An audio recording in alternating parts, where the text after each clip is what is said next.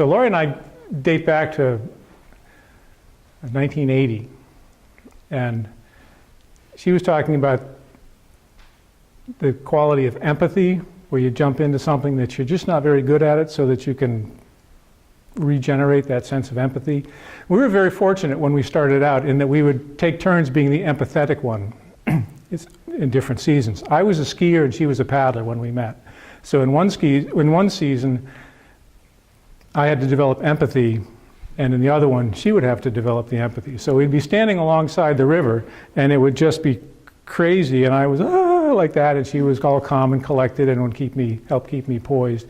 And then in the ski season, we'd be going down some steep alpine trail somewhere, and we'd get to that spot that I sort of forgot about, and I go, oh, yeah, there is this one steep part here, and I'd have to crank up my empathy meter quite a bit there as well. But I still remember being a student.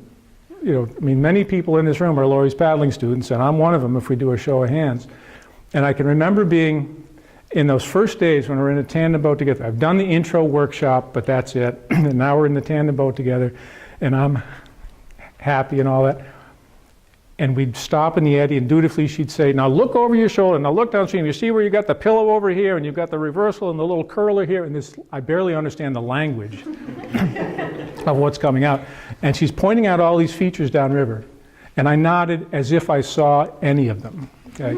It was a milkshake from shore to shore, completely undifferentiated. I had no clue what any of these things she was talking about. But I had confidence that since we were both in the same canoe, she wouldn't steer us into anything too awful. So off we'd go, and somehow we'd get through all this foamy stuff, and I could do the stroke when we arrived at the eddy, and I just trusted that we would get there, and I'd see the, oh yes, now, okay, and I'd do my thing. And fortunately, we did progress from there, but I think having the opportunity to switch from the teacher to the student season to season was really just dumb luck, but it was a big help.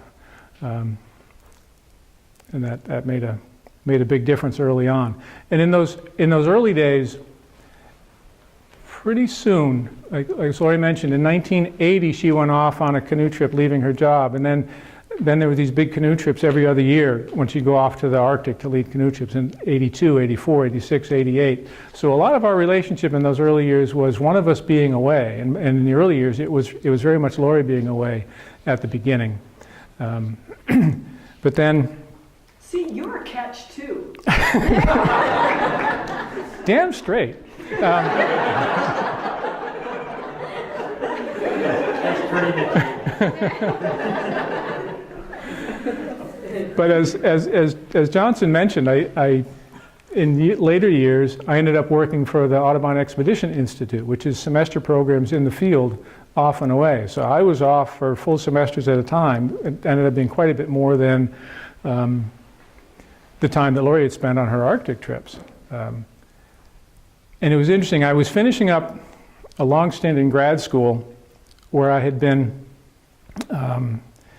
studying pretty well mainstream, straight-ahead classroomy science-type stuff in biology. But at the same time, what I was doing, instead of being a TA in the bio department, was I was teaching in the outdoor leadership program at the community college, and I was taking students out on their major trips during the course of the year and doing what I had been doing for quite a while, working in outdoor ed. I started in outdoor ed in the late 60s. But as the time came closer for graduating from that program, I thought, geez, I got my foot in two different worlds here. I got this straight-ahead science classroomy thing going on, and I got the whole outdoor ed hiking, camping thing going on, and neither one in and of itself is quite going to do it. And then I saw this job ad for this funky school where you travel around and do some of both, and I thought, vaguely familiar, but I haven't a clue what this is. And so now we had a decision to make. At the same time, I had a job offer from the local private school in town to do pretty straightforward private school stuff, or I could jump into the unknown and try this other thing that would take me away for initially like several full semesters in a row. So I would be away more than half the time, like joining the Merchant Marine or something. And so there was this, we had a week to sort of make the call, to decide one way or the other. And most days one of us was certain about one thing, but the next day we might be certain about something else. No, it kept flipping back and forth. But we needed that time to give both of us a chance to come to a point where we just said, no, I just can't do it. But neither of us did. We got to the point where, as Lori described, you got to just sometimes jump off the edge of the cliff, and that's that's what we did. And no regrets. Or happily look back on that. Yeah, that was really, really good. Easy? No. Really good? Yeah. Yeah, really good. So I don't usually work from notes, but I had to this time. Let me make one point about Lori's participation here at UNH. If she could continue here and just go out in the field with students, no question. I mean, she'd be like every single day. But there's just enough of the other stuff that starts to wear after a while. Like it's a fact of life. You got to stare in your computer. You got to do all the other stuff. She comes back from being out in the field with students, and she's just bouncing around the house, having a great old time, telling about the costume box that showed up on the winter trip, or talking about and somebody went right over the side of the canoe, and wasn't this the funny, and just on and on and on. And she would never stop. She'd go like Marion until she's 89 and keep right on rolling until she gets a Viking funeral in her tandem canoe somewhere. But and wouldn't that be the way to go? But not so much. But one of the challenges, now, my perspective on this whole R word thing is completely the opposite of you all, because she's not going to be like leaving most of the time during the day and be gone someplace now. It's like she's going to be, we're going to be like together and stuff,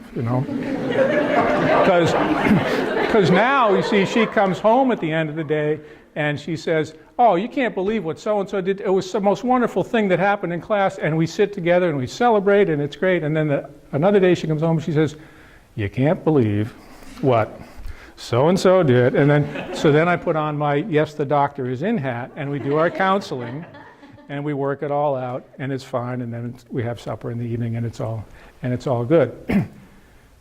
But now when she's with me all day, and she needs the counseling, she's going to be calling all of you. Okay? So the shoe is on the other foot now, and she's going to be calling and saying, you can't believe what he did today. So I just ask, please go, just be gentle, all right? I really have everyone's best interest at heart, even though I screw up on a regular basis, but we'll try to work from there. But I need a little, actually, Mr. Whippy, could you hand me that yellow pack? So, like Lori said, we're doing the R word, but I think, I don't think it's going to be a sedentary situation somehow, since my best friend has enough energy to light a small city. But I did get you a rocking chair.